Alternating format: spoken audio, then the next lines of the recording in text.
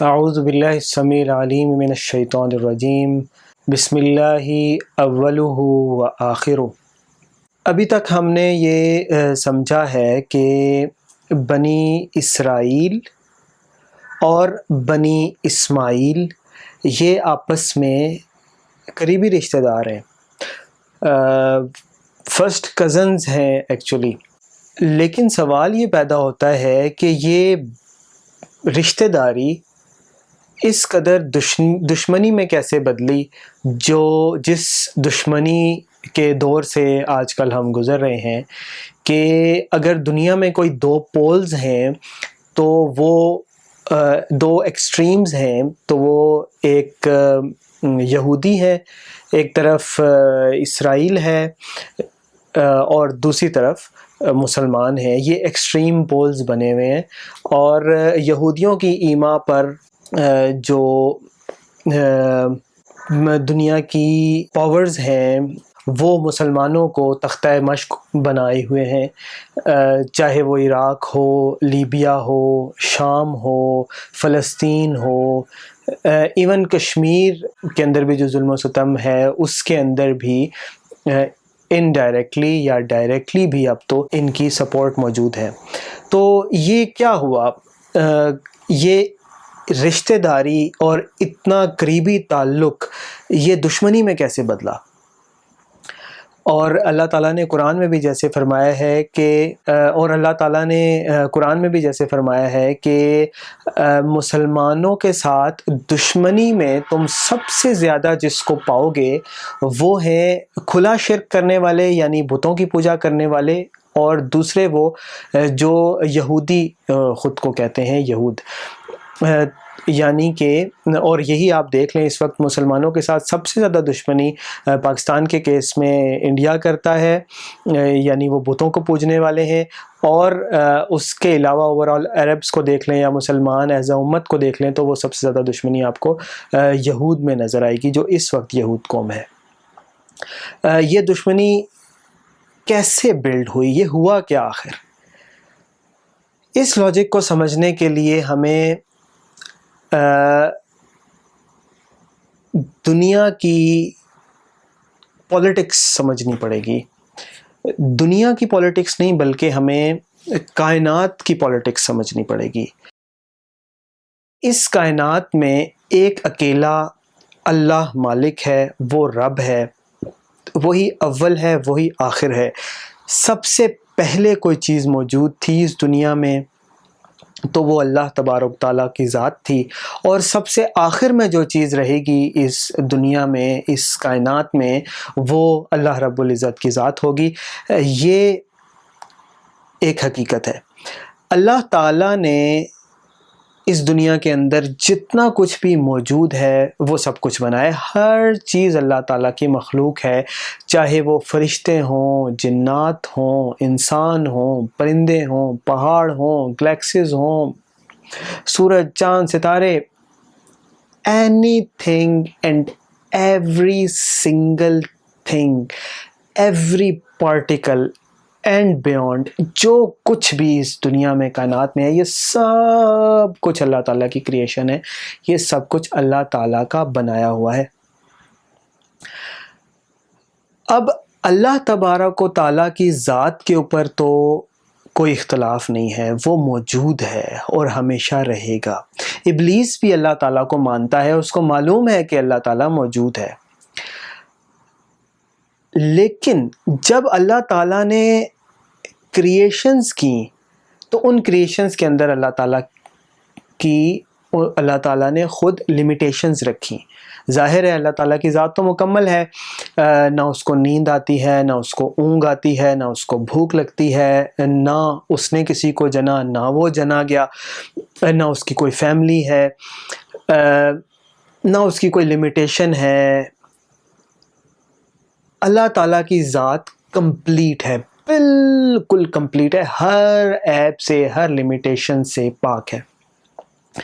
لیکن اللہ تعالیٰ نے جو مخلوقات بنائی ہیں، ظاہر ہے اللہ تعالیٰ نے ان کو ایز اے مخلوق بنایا ہے، وہ اللہ تعالیٰ سے کمتر ہیں۔ ہر لحاظ سے کمتر ہیں، ان کی لمیٹیشنز ہیں، اور اللہ تعالیٰ کے تابع ہیں وہ لوگ، وہ تمام مخلوقات۔ اب اللہ تعالیٰ نے جو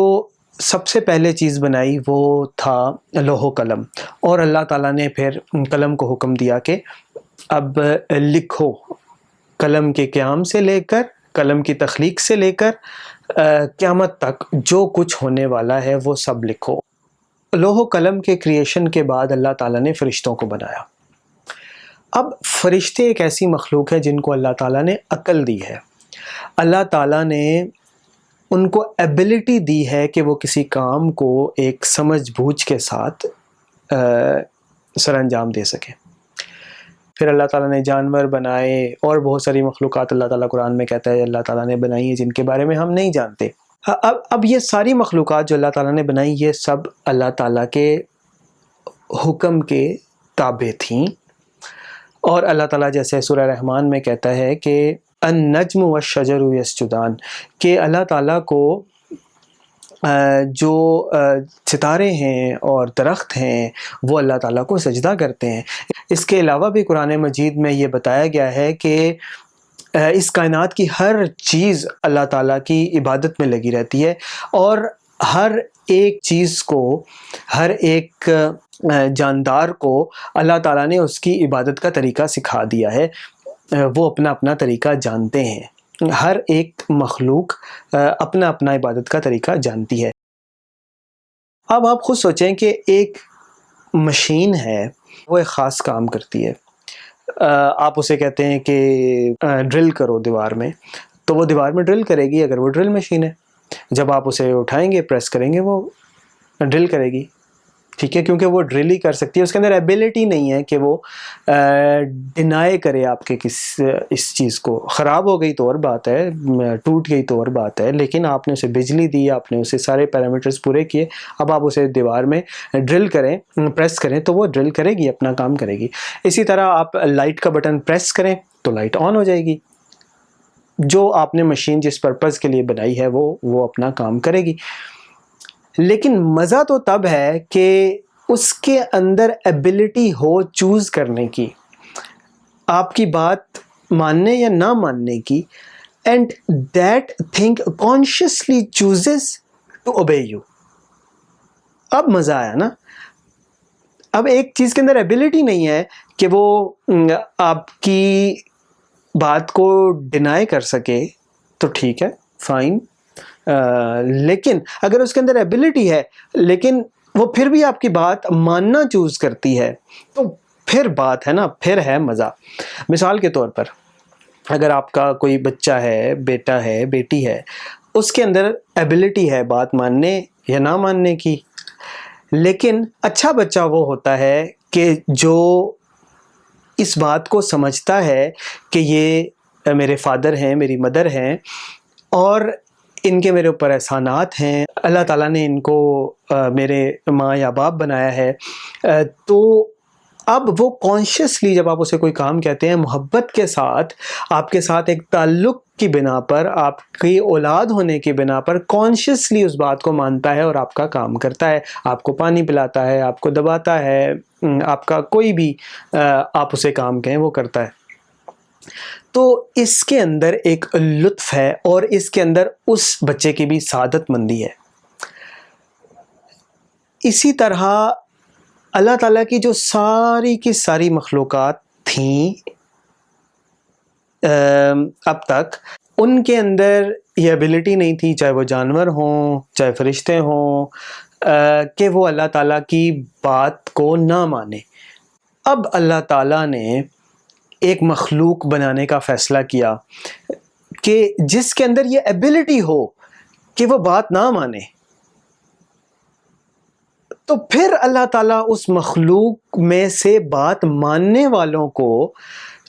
یہ چوز کرنے والوں کو کہ وہ اللہ تعالیٰ کی عبادت کریں، اللہ تعالیٰ کا حکم مانیں، کانشیسلی اللہ تعالیٰ کی عظمت کو، بڑائی کو، الوہیت کو ایمبریس کریں، مانیں، اور پھر اللہ تعالیٰ کی عبادت کریں اور اس کا حکم بجا لائیں۔ تو اللہ تعالیٰ نے پھر جنات کو پیدا کیا۔ جنات کے اندر اللہ تعالیٰ نے یہ عقل بھی رکھی, سمجھ بوجھ بھی رکھی. ان کے اندر جو لمیٹیشنز تھیں وہ فرشتوں کی طرح نہیں تھیں, لمیٹیشنز ان کی جانوروں کی طرح تھیں. یعنی کہ فرشتوں کو ایک جگہ سے دوسری جگہ جانے کے لیے گاڑی کی ضرورت نہیں ہوتی, فرشتوں کو ایز سچ کھانے پینے کی ضرورت نہیں ہوتی, فرشتے نور کی مخلوق ہیں اور بس اللہ تعالیٰ کے حکم سے وہ چلتے ہیں. لیکن جو جنات تھے ان کی لمیٹیشنز تھیں جانوروں کی طرح کی, کہ وہ کھانا پینے کی ضرورت پڑتی تھی انہیں, اسی طرح ان کی اولاد ہوتی ہے, ان کا پورا ایک لمیٹیشنز, ایک ان کا لائف سٹائل ہے پورا. اسی طرح انہیں رہنے کے لیے ایک جگہ کی ضرورت ہوتی ہے. تو اللہ تعالیٰ نے زمین کے اوپر جنات کو پیدا فرمایا. اب جنات جو تھے وہ چوز کر سکتے تھے کہ اللہ تعالیٰ کی اطاعت کریں یا اللہ تعالیٰ کی نافرمانی کریں, لیکن ان کو بتا دیا گیا کہ یہ صحیح راستہ ہے اور یہ غلط راستہ ہے, یہ اللہ تعالیٰ کی فرما برداری کا راستہ ہے, یہ اللہ تعالیٰ کی نافرمانی کا راستہ ہے. جنات نے اوور آل موسٹلی اللہ تعالیٰ کی نافرمانی کو چوز کیا. زیادہ تر جنات جو ہیں وہ اللہ تعالیٰ کی نافرمانی کے راستے پر چلے. زمین کی مخلوق تھی تو زمین کے اوپر انہوں نے فساد برپا کر دیا اور زمین کو ایک جنگ و جدل کا, لڑائی جھگڑے کا, ایک فتنے کا جو ہے وہ مسکن بنا دیا, سوائے ایک جن کے. ایک جن ایسا تھا کہ اس نے اللہ تعالیٰ کی فرمانبرداری اور اللہ تعالیٰ کی اطاعت کو چوز کیا. اس نے اللہ تعالیٰ کی عبادت کی, اور کہتے ہیں کچھ حکایات کے مطابق کہ اس جن نے زمین کا کوئی بھی ذرہ اور زمین کا کوئی بھی ایسا حصہ نہیں چھوڑا جہاں پر اس نے اللہ تعالیٰ کو سجدہ نہ کیا ہو. اس کی اس عبادت کی بنیاد پر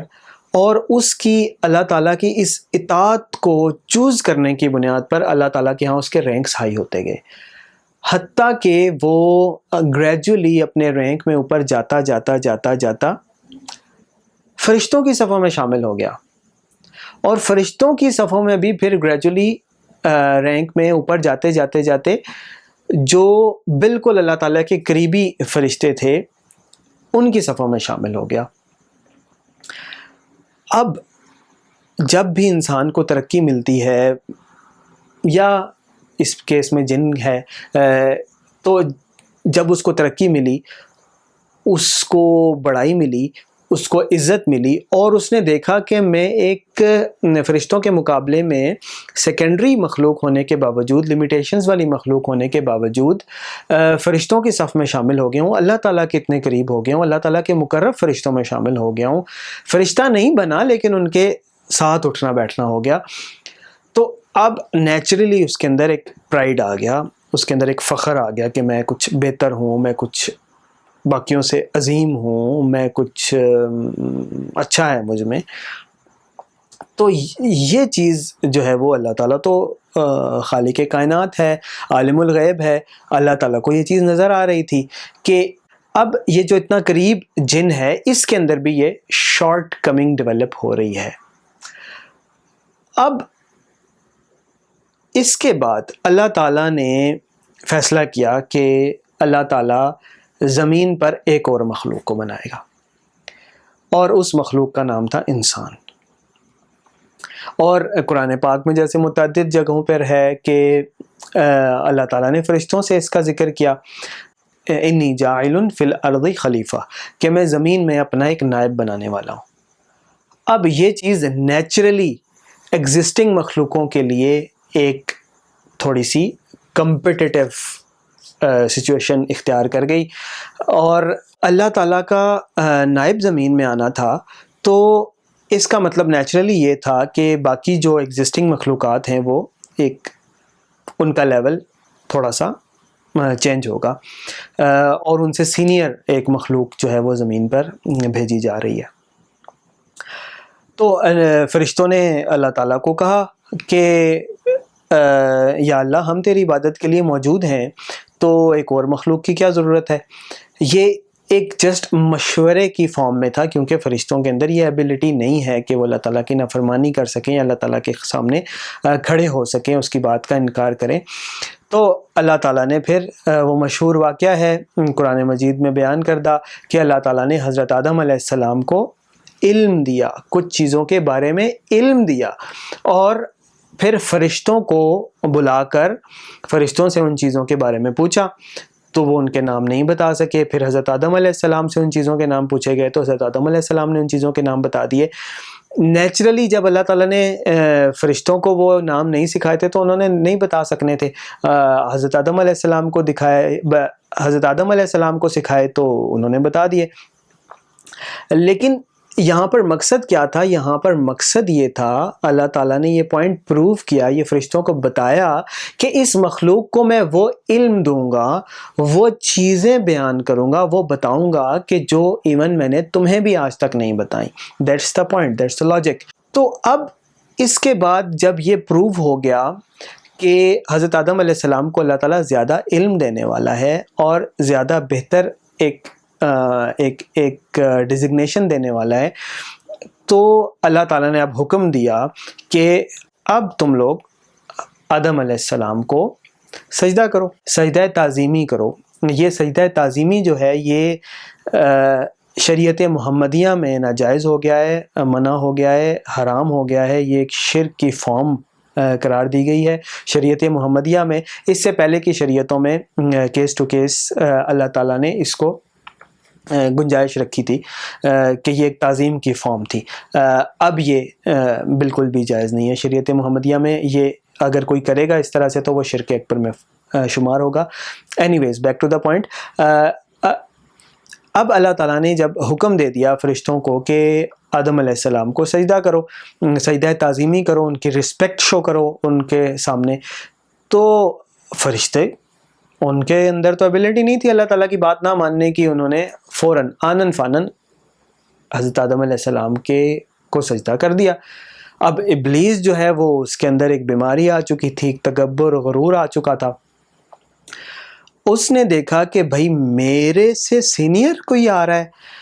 تو اب اس کے اندر جیلسی بھی آ گئی اور وہ تکبر بھی اس کا جاگ گیا، اور اس نے فوراً کہا کہ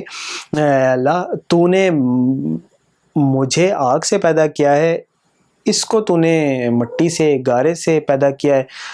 تو یہ تو مجھ سے حقیر مخلوق ہے، میں تو اس کو سجدہ نہیں کروں گا۔ اب اللہ جل جلالہ، عظیم الشان اللہ، خالق و مالک اللہ، رازق و خالق اللہ، حلیم و کبیر اللہ اور سمیع البصیر اللہ، وہ عظیم اللہ، جب اس نے ابلیس جو موجود بھی نہیں تھا اس کو پیدا کیا اور اس کو عزت بخشی اور اس کو مقرب فرشتوں میں شمار کیا، اس کو یہ چیز راس نہیں آئی، تو وہ اللہ کے سامنے کھڑا ہو گیا، اس اپنی عزت کا، اپنی اس مقام کا لاج نہ رکھ سکا۔ تو اب ظاہر ہے اللہ تعالیٰ کی شان کے میں گستاخی کی اس نے، تو اس کا انجام کیا ہونا تھا؟ اللہ تعالیٰ نے اس کو اپنی درگاہ سے، اپنے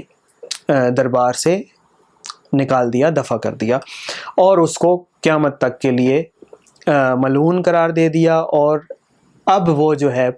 دنیا میں دندناتا پھرتا ہے، اور وہی انسان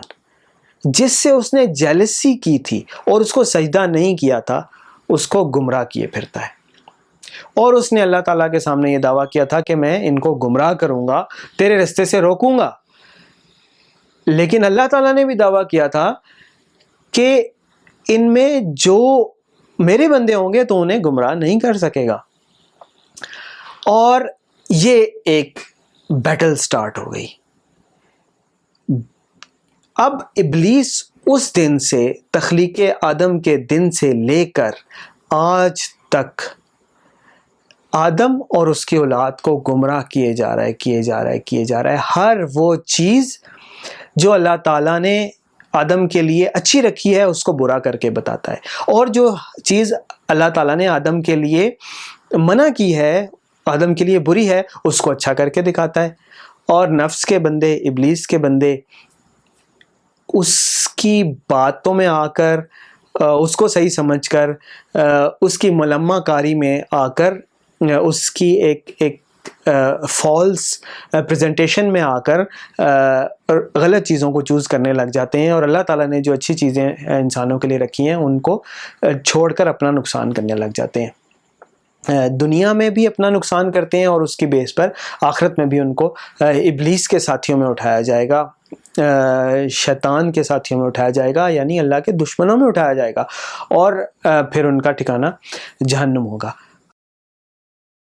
اب یہ ساری بات بتانے کا مقصد کیا ہے؟ یہ بتانے کا مقصد یہ ہے کہ that's where the politics of the universe start. اس سے پہلے there was no politics, there was اللہ سبحانہ و تعالیٰ، دیر واز اینجلس اور پھر جانور، there was no politics before the creation of جنس۔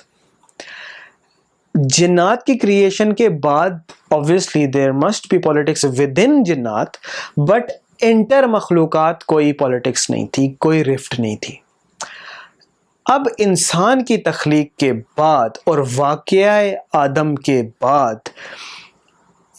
یہاں پر not international politics, universal politics start. اس کائنات میں گریٹسٹ جو پالیٹکس ہے وہ ہے ابلیس اور آدم کے درمیان، یعنی شیاطین اور آدم کے درمیان۔ ابلیس کے ساتھی وہ سارے شیاطین who chose to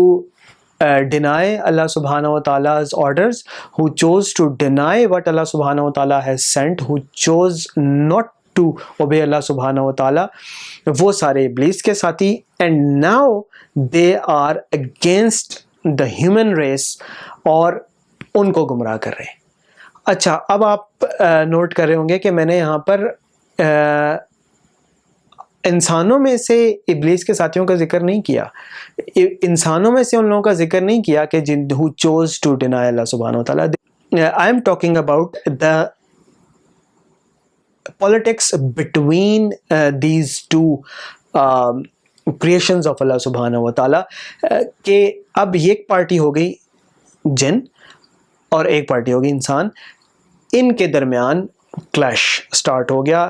اب انسانوں میں سے who choose to be the helpers of jinns، شیاطین،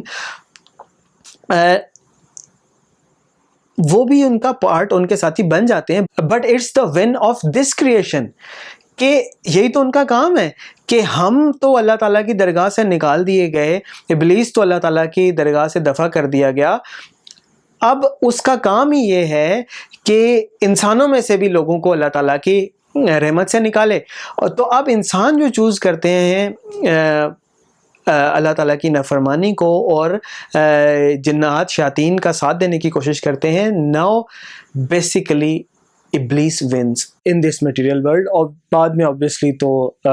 قیامت والے دن تو کیس بالکل اور ہوگا، وہاں پر تو اصل میں وہ ہارے میں ہوں گے، وہ جیتیں گے نہیں۔ بہرحال پوائنٹ از کہ this is how the politics of this universe started. اس چینل کو سبسکرائب کرنا بالکل نہ بھولیے گا، اور ہماری ویب سائٹ QuranCharts.com کو ضرور وزٹ کیجیے۔ ہم وہاں پر ٹائم ٹو ٹائم قرآن سے اخذ شدہ چارٹس اور معلومات ڈالتے رہتے ہیں۔ QuranCharts.com پر جائیں اور وہاں سے اس سیریز سے ریلیٹڈ آپ کو چارٹس بھی مل جائیں گے، وہ بھی ڈاؤن لوڈ کریں۔ اور اگر یہ ویڈیو آپ کی سمجھ میں آئے تو اس پیغام کو اپنے 1 2 3 دوست، احباب، فیملی ممبر سے ضرور شیئر کریں اور انہیں سمجھائیں کہ یہ بنی اسرائیل ہیں کون اور ان کا ہم سے کیا تعلق ہے، ہمارے کرنے کا کام کیا ہے، وہ کیا کر رہے ہیں، اور وہ اتنے کانشیس کیوں ہیں اپنے فیوچر کے بارے میں، اور کیا ہم بھی کانشیس ہیں یا نہیں، اگر نہیں ہیں تو ہمیں کیا کرنا چاہیے۔ لیٹس اسٹارٹ انشاءاللہ۔